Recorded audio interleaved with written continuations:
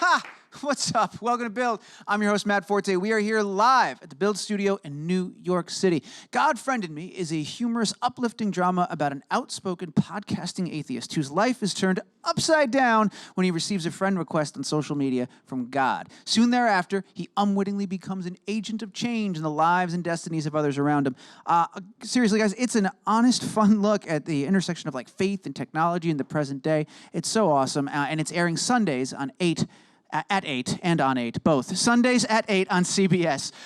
Joining me here on stage now, back on the Build stage once again, the great Brandon Michael Hall's in the house. How about that, everybody? Let's make some noise.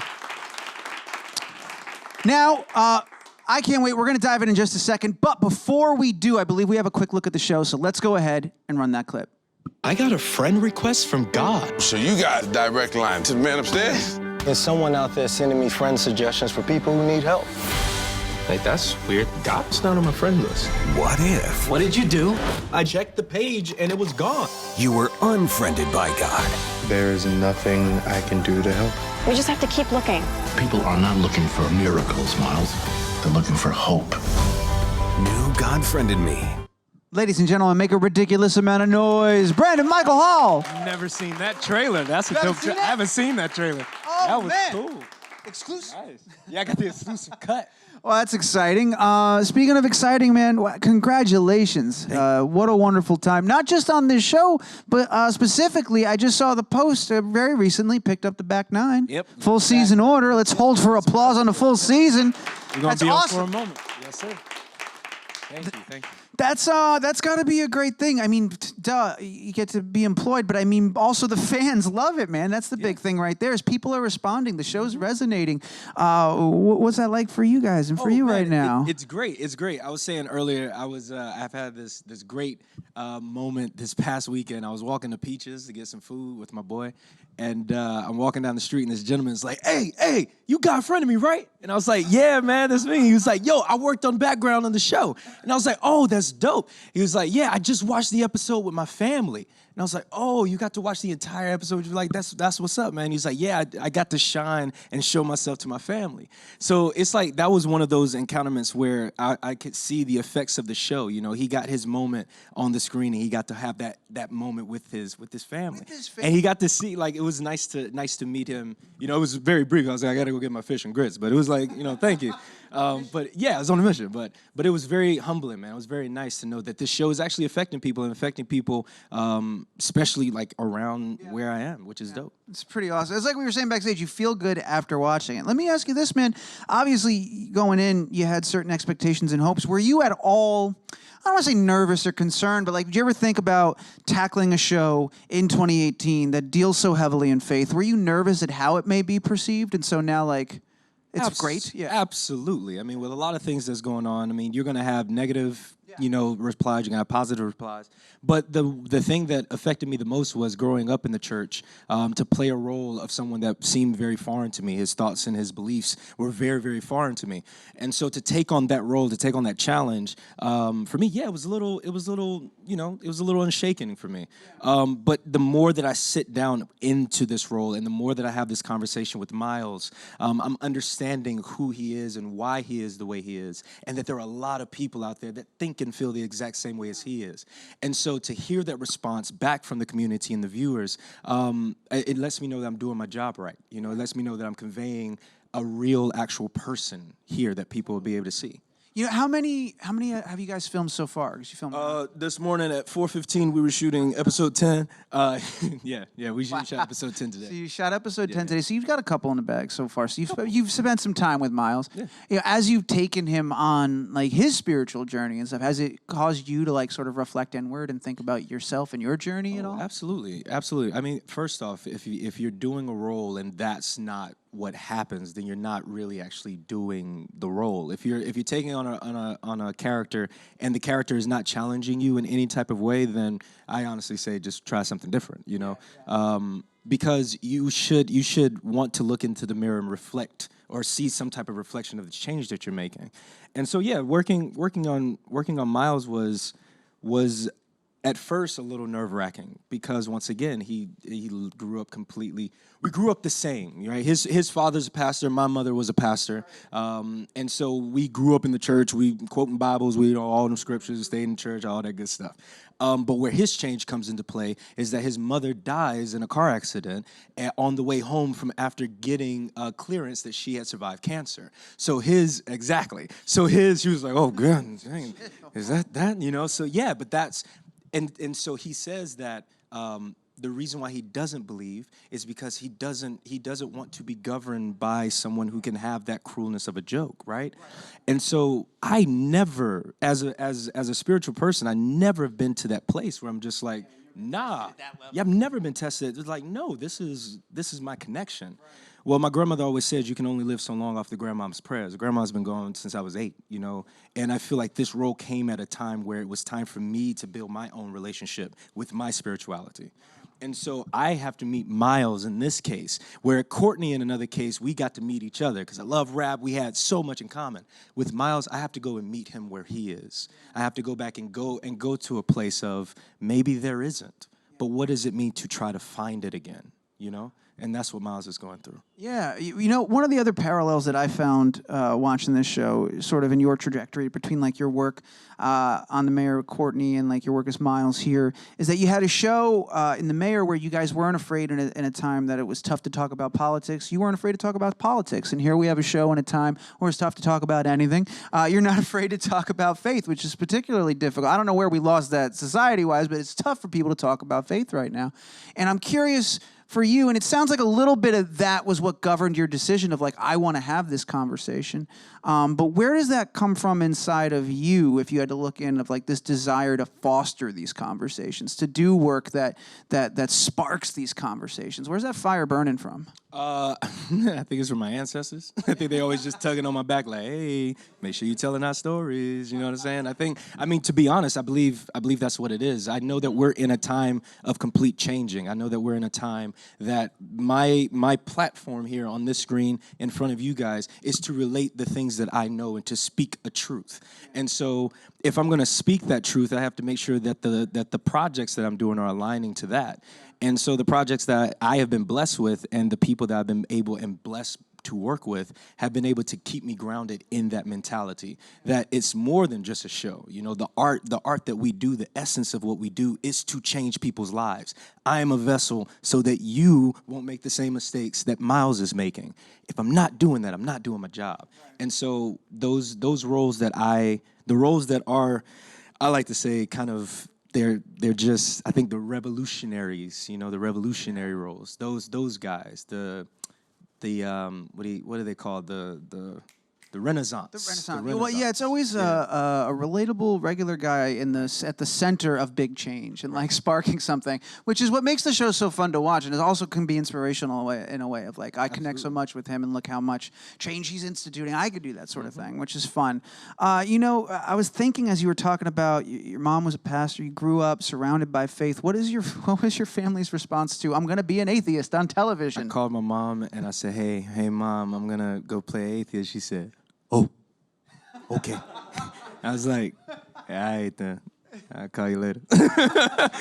I'm gonna go work on these lines. That was her response. My mom, look, my mom has always been a supportive of me. My sister's always supported me in anything I do, and I think that's a stronghold with whatever situation or profession that you're in. If your family is there, if you feel like you're getting that support, you're gonna want to make that type of work. So when they see it, they're like, hey, oh, I really enjoy this.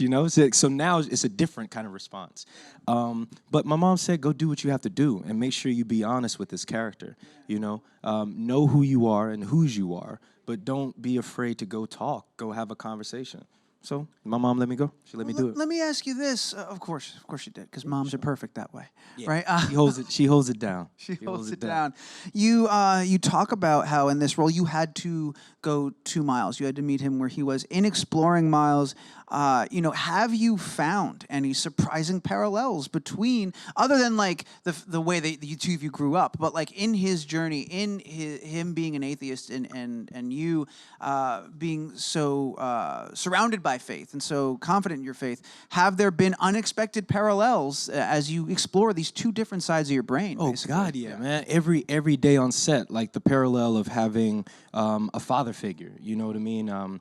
He has the opportunity to have that, something that I lacked when I was growing up, and so I'm able to go further and deeper within that relationship with Joe Morton, because it's something, there's a lot of things that's on Miles' chest that's on mine that I get to actually say and do.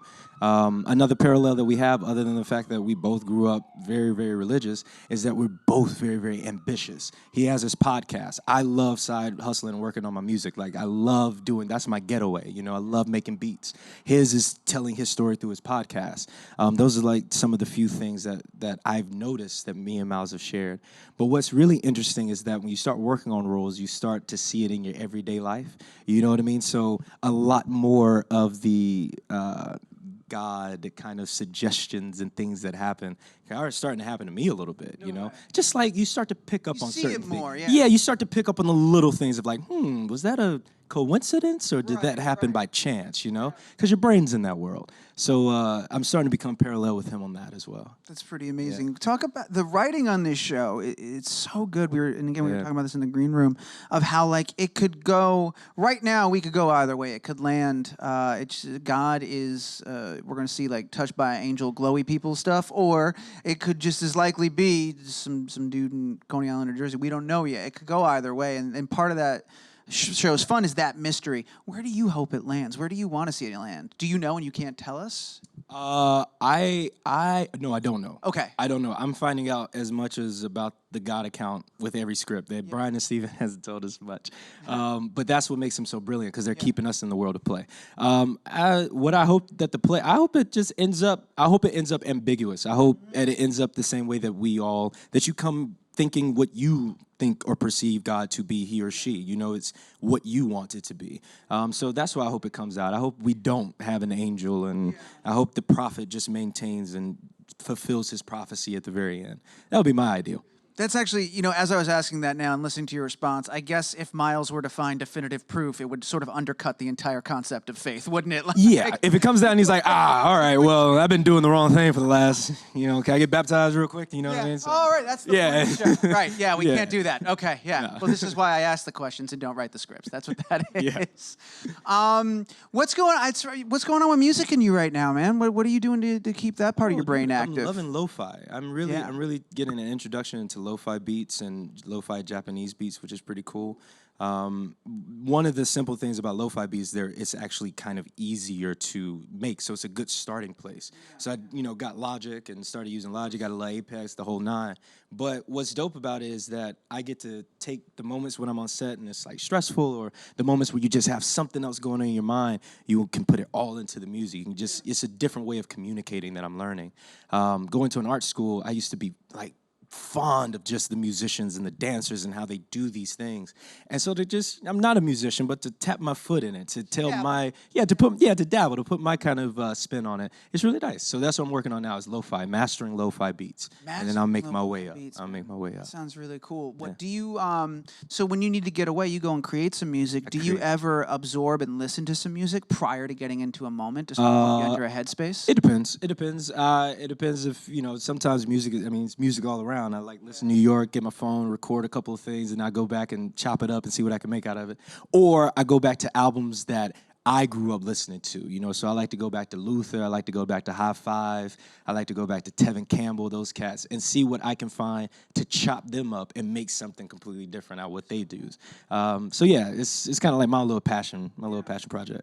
Speaking of other passion, I saw a really cool trailer for a flick that you're in that's coming up soon. The one I'm thinking about specifically was Les Bomb. Oh, yeah, Les Bombs. Yeah, which looks awesome. Yeah. What's the one that you... Well, let's talk about that first, and then you said which one, so there's something else. Absolutely. Les Bombs. Les Bombs looks crazy, man. The cast on that looks wild. Yeah. I couldn't believe some of the people you got to work with. It was crazy, man. It's crazy. When we worked on it I think it was like 2 years ago in New Jersey, we shot this really good film about a young lady who comes out to her family on Thanksgiving. And so it's called Les Bombs. She's dropping the lesbian bomb. So...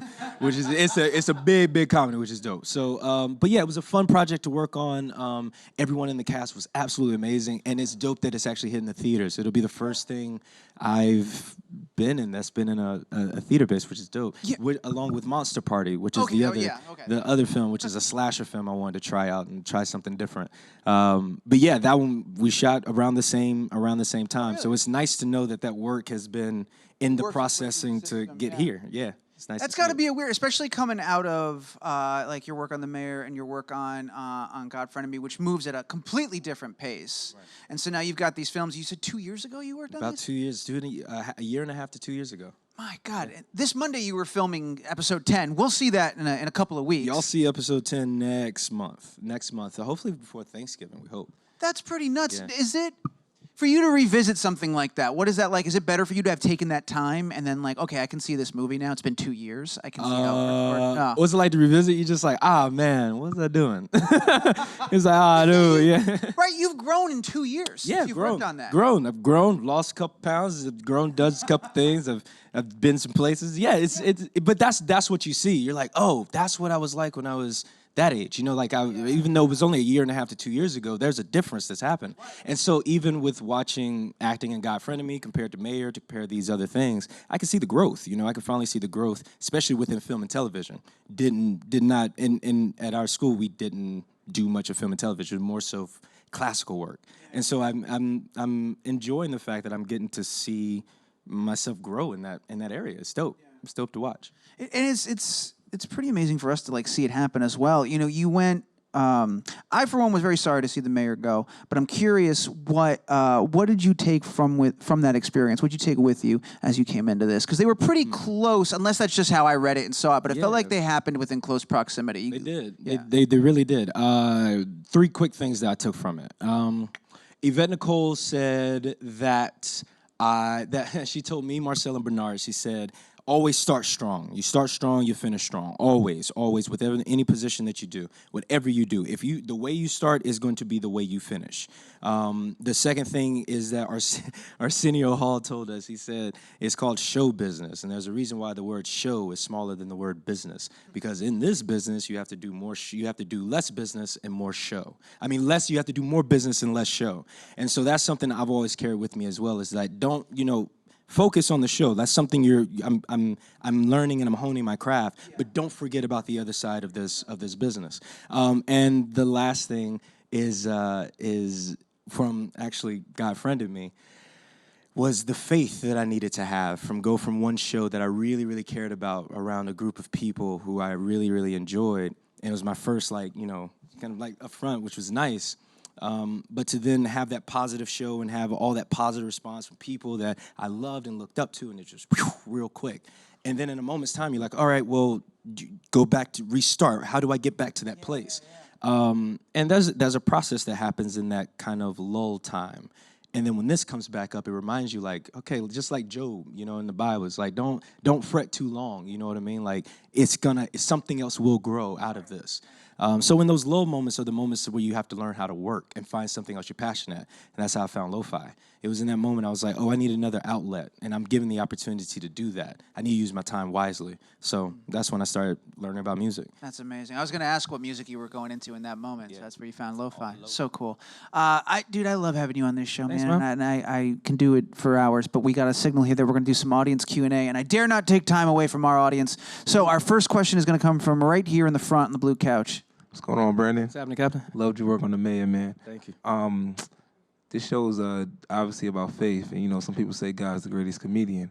But there's some things on set that surprised you that might have been godly. There's some things I said that surprised me. Yeah.